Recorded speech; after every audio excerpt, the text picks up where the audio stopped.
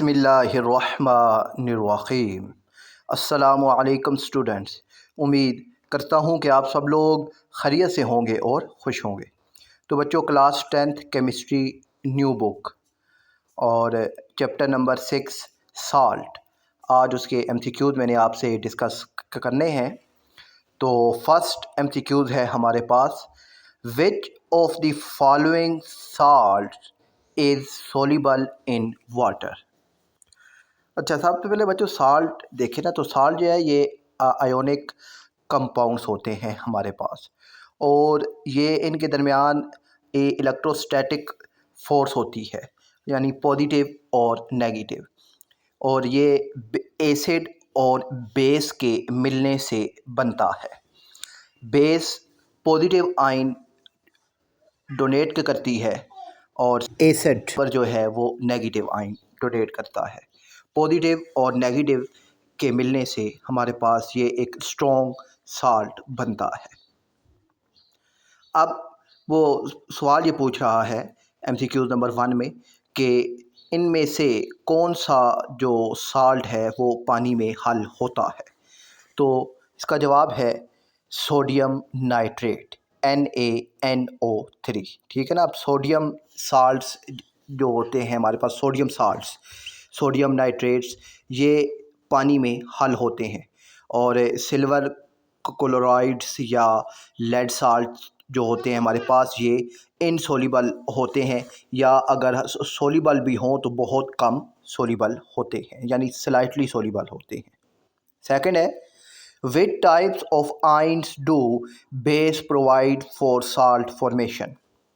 तो साल्ट के फॉर्मेशन के लिए, बनने के लिए बेस कौन सा जो आयन्स है वो प्रोवाइड करती है। तो बेस पॉजिटिव आयन प्रोवाइड करती है। ठीक है, बेस पॉजिटिव आयन प्रोवाइड करती है, कि जैसे कि आप देखें सोडियम होता है, उसके ऊपर भी पॉजिटिव पॉजिटिव होता है, Na पॉजिटिव, फिर होता है पोटाशियम यानी के पॉजिटिव, तो ये बेस होते हैं। ठीक है, और ये फिर नेगेटिव आयन के साथ में मिलते हैं जो एसिड दे देता है, तो ये नमक बनाते हैं।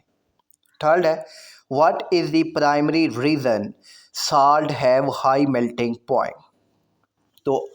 तो ऐसा यानी मुझे बताएं कि साल्ट का जो मेल्टिंग पॉइंट है वो हाई क्यों है। तो वो इसलिए कि इसमें स्ट्रॉन्ग इलेक्ट्रोस्टैटिक फोर्सेस होती हैं। ठीक है ना, ये साल्ट जो है ये इसमें आयोनिक बॉन्ड है। ठीक है, और ये इलेक्ट्रोस्टैटिक फोर्स की वजह से काफ़ी स्ट्रॉन्गली एक दूसरे के साथ इनकी बॉन्डिंग होती है, क्योंकि बेस का पॉजिटिव आयन होता है और एसिड का नेगेटिव आयन होता है। तो जब ये पॉजिटिव और नेगेटिव का आपस में बॉन्ड बनता है तो ये काफ़ी ज़्यादा स्ट्रॉन्ग होता है। ठीक है, और फिर इनको तोड़ने के लिए हमें बहुत ज़्यादा एनर्जी की ज़रूरत होती है। और फोर्थ है बच्चों, in which state are salt generally good conductor of electricity. के कौन सी स्टेट में जो नमक है ये गुड कंडक्टर ऑफ इलेक्ट्रिसिटी होता है, यानी इसमें से बिजली पास आउट होती है, तो वो है मोल्टन स्टेट में। क्यों कि अब जब साल्ट मोल्टन स्टेट में होता है, अब सॉलिड स्टेट में है तो इसमें जो आयंस हैं वो अपनी अपनी जगह पर फिक्स्ड हैं, मगर जो ही ये मोल्टन स्टेट में आता है, डिज़ोल्व होता है, तो इसके आयन जो हैं ये फ्री हो जाते हैं। तो आयन जब फ्री होते हैं, तो हमने लास्ट चैप्टर में पढ़ा था कि आयंस जब फ्री हो जाएं तो आयंस की मूवमेंट जब होना शुरू हो जाती है तो वो बिजली प्रोड्यूस होना शुरू हो जाती है। तो इसका दुरुस्त जवाब है मोल्टन स्टेट में ये गुड कंडक्टर ऑफ इलेक्ट्रिसिटी होता है नमक। फिफ्थ है बच्चों, which of the following is a general solubility rule for chloride. के क्लोराइड के लिए जो जनरल सोलबिलिटी रूल है वो क्या है, या इनमें से कौन सा है। तो वो है, chlorides are soluble except lead and silver chlorides. अब मोस्टली क्लोराइड्स जो होते हैं बच्चों ये पानी में हल होते हैं। जो हमारे पास होता है सिल्वर क्लोराइड AgCl, या हमारे पास होता है लेड क्लोराइड PbCl2, ये हल नहीं होते, यानी इन दो को छोड़ के बाकी जितने भी क्लोराइड्स होते हैं वो पानी में सोल्यूबल होते हैं। और 6 है बच्चों, what happen to the ions in a salt when it is dissolve in water. ठीक है, तो what happen to the ion in a salt when it is dissolve in water, कि जब साल्ट को, नमक को पानी में हल किया जाए तो इसके आयंस जो है उनके साथ क्या होता है, तो ये दे बिकम मोबल। ठीक है, वो मोबल हो जाते हैं, यानी मूव करना शुरू कर देते हैं। तो वही बात है कि जब ये पानी में हल होगा तो जो आयोनिक बॉन्ड है वो ब्रेक होता है, ब्रेक होकर जो आयंस है वो फ्रीली मूव करना शुरू कर देते हैं और इससे बिजली भी पैदा होती है, तो दे बिकम मोबल इसका जवाब है। 7 है बच्चों, which of the following method is use to prepare a salt by titration. तो वो होता है जी आपके पास एसिड प्लस अल्कलाई। ठीक है, एसिड प्लस अल्कलाई। अब जो टाइट्रेशन पर प्रोसेस होता है बच्चों, इसमें क्या होता है कि ये एक न्यूट्रलाइज्ड प्रोसेस होता है जिसमें एसिड को अल्कलाई बेस के साथ जो है रिएक्ट करवाया जाता है और इससे नमक और पानी बनता है। ठीक है, बेस एसिड प्लस अल्कलाई ये बनाते हैं साल्ट प्लस वाटर। अब अच्छा, अल्कलाई क्या है इसको भी देख लीजिए।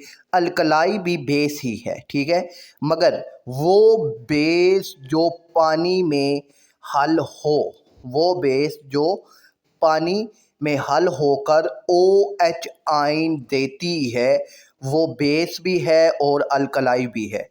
और वो जैसे अब आपके पास है जी बच्चों, हमारे पास होता है कॉपर ऑक्साइड्स। ठीक है, अब कॉपर ऑक्साइड ये है, ये एक बेस है, ये क्या है, बेस है, मगर ये अल्कलाई नहीं है। ठीक है ना, CuO ये बेस है मगर ये अल्कलाई नहीं है। क्यों नहीं है कि ये पानी में हल नहीं होता। अब ये देखिए NaOH। ठीक है, अब NaOH ये बेस है और साथ साथ अल्कलाई भी है, क्योंकि NaOH पानी में हल होता है। तो सिंपल ये बात आप समझिए कि जितने भी अल्कलाई होते हैं वो सारे के सारे बेस होते हैं, जितने भी अल्कलाई होते हैं वो सारे के सारे बेस होते हैं, मगर सारी जितनी भी बेसेस हैं वो सारी अल्कलाई नहीं होती। ठीक है, जो पानी में हल हो जाए वो अल्कलाई होता है और जो पानी में हल ना हो वो अल्कलाई नहीं होता। ठीक है, तो ये आपने याद रखना है। इसके बाद 8 है बच्चों, which of the salt is insoluble in water. तो इनसोल्यूबल इन वाटर वो आपको मालूम है, अभी मैंने आपको बताया था लेड क्लोराइड जो है ये पानी में हल नहीं होता। ठीक है, और 9th है कि what is formed when an acid react with an excess of an insoluble base। तो क्या वजूद में आएगा, क्या बनेगा जब एसिड रिएक्ट करता है बेस के साथ। तो एसिड जब बेस के साथ रिएक्ट करता है तो साल्ट और वाटर बनता है। ठीक है, साल्ट एंड वाटर, और इसे न्यूट्रलाइजेशन प्रोसेस भी कहते हैं।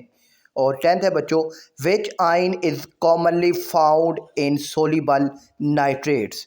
तो कौन सा आयन जो है वो फाउंड होता है सोल्यूबल नाइट्रेट्स में, तो वो है बच्चों आपका ऑप्शन बी NO3। ठीक है, नाइट्रेट आयन हमारे पास बनता है। ठीक है, नाइट्रेट आयन जो है ये सारी ये जो है नाइट्रेट साल्ट्स उनमें मौजूद होता है। नाइट्रेट साल्ट्स मतलब बच्चों NaNO3 होता है और KNO3 भी होता है, NH4NO3 भी होता है। तो ये सारे पानी में हल होते हैं और इन सब में नाइट्रेट आयन NO3 मौजूद होता है। तो मुझे उम्मीद है बच्चों ये MCQs आपको समझ आ गए होंगे। तो इसके जो एक्सरसाइज के शॉर्ट क्वेश्चंस हैं वो इंशाल्लाह नेक्स्ट वीडियो में डिस्कस करेंगे। अपना ख्याल रखिएगा। अल्लाह हाफिज़।